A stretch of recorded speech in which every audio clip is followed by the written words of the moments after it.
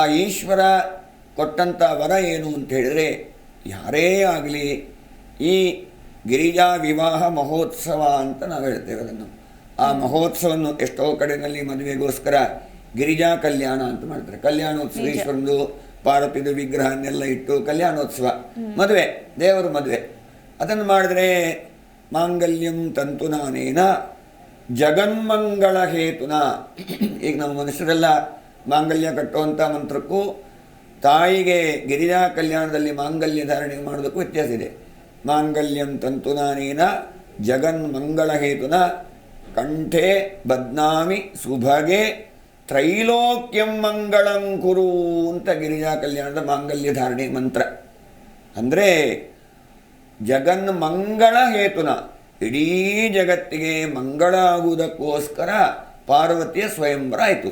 ಅದೇ ರೀತಿ ನಮ್ಮ ಜೀವನದಲ್ಲಿ ಮನೆಯಲ್ಲಿ ಮಂಗಳ ಕಾರ್ಯಗಳಾಗಬೇಕಿದ್ರೆ, ವಿವಾಹಾದಿಗಳಾಗಬೇಕಿದ್ರೆ ನಾವು ಆ ಸ್ವಯಂವರ ಪಾರ್ವತಿಯ ಆರಾಧನೆಯನ್ನು ಮಾಡಿಕೊಂಡು ಮಾಡಿದರೆ ಆ ತಾಯಿಯ ಅನುಗ್ರಹ ವಿಶೇಷದಿಂದ ವಿವಾಹಕ್ಕಿರುವಂಥ ಎಲ್ಲ ರೀತಿಯಾದಂಥ ಪ್ರತಿಬಂಧಕಗಳು ನಿವೃತ್ತಿಯಾಗಿ ವಿವಾಹ ಭಾಗ್ಯ, ಮಾಂಗಲ್ಯ ಭಾಗ್ಯ ಸಿಗುತ್ತೆ.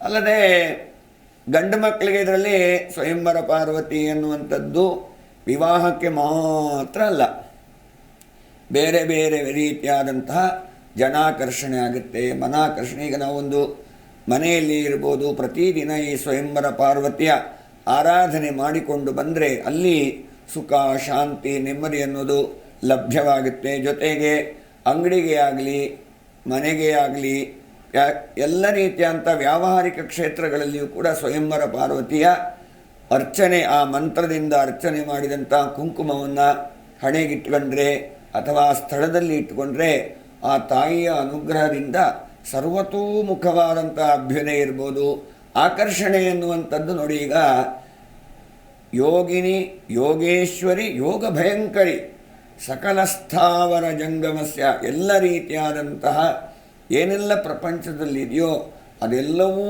ಕೂಡ ಸ್ವಯಂವರ ಪಾರ್ವತಿಯ ಉಪಾಸನೆ ಮಾಡಿತು ಅಂತಾದರೆ ಅದೆಲ್ಲವೂ ಕೂಡ ಆ ತಾಯಿಯ ಅನುಗ್ರಹ ವಿಶೇಷದಿಂದ ಆ ಜೀವಿಗೆ ಯಾರು ಉಪಾಸನೆ ಮಾಡ್ತಾರೋ ಅಂಥವರಿಗೆ ಅದು ಆಕರ್ಷಣೆಗೊಳಗಾಗುತ್ತೆ. ಅಂದರೆ ಅವ್ರನ್ನ ಕಂಡಾಗ ಏನೋ ಸಜ್ಜನಿಗೆ ಕಾಣಿಸ್ತಾ ಇದ್ದಾರಪ್ಪ, ಅವ್ರನ್ನೊಂದು ಮಾತಾಡ್ಸೋಣ, ಏನೋ ಒಂದು ಕೈ ಕಾರ್ಯವನ್ನು ಮಾಡೋಣ ಅನ್ನೋಂಥ ಮನೋಸ್ಥಿತಿಯೆಲ್ಲ ಬರುತ್ತೆ.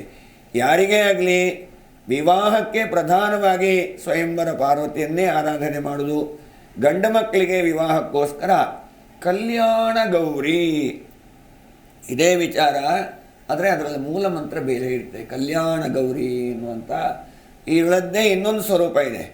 ಹೆಣ್ಮಕ್ಕಳಿಗೆ ಅಥವಾ ಸಾರ್ವತ್ರಿಕವಾಗಿ ವಿವಾಹಕ್ಕೆ ಸ್ವಯಂವರ ಪಾರ್ವತಿ ಹೌದಾಗಿದ್ರೂ ಗಂಡು ಮಕ್ಕಳಿಗೆ ವಿಶೇಷತಃ ವಿವಾಹ ಆಗದೇ ಇದ್ದಂಥ ಸಂದರ್ಭದಲ್ಲಿ ಇದೇ ಸ್ವಯಂವರ ಪಾರ್ವತಿಯನ್ನು ಕಲ್ಯಾಣ ಗೌರಿ ಅನ್ನುವಂಥ ಸ್ವರೂಪದಲ್ಲಿಯೂ ಕೂಡ ಆರಾಧನೆಯನ್ನು, ಹೋಮವನ್ನು ಮಾಡಿ ವಿವಾಹಕ್ಕೆ ಅನುಕೂಲ ಆಗುವ ರೀತಿಯಾದಂತಹ ಕೈಂಕರ್ಯವನ್ನು ನಾವು ಮಾಡ್ತೇವೆ.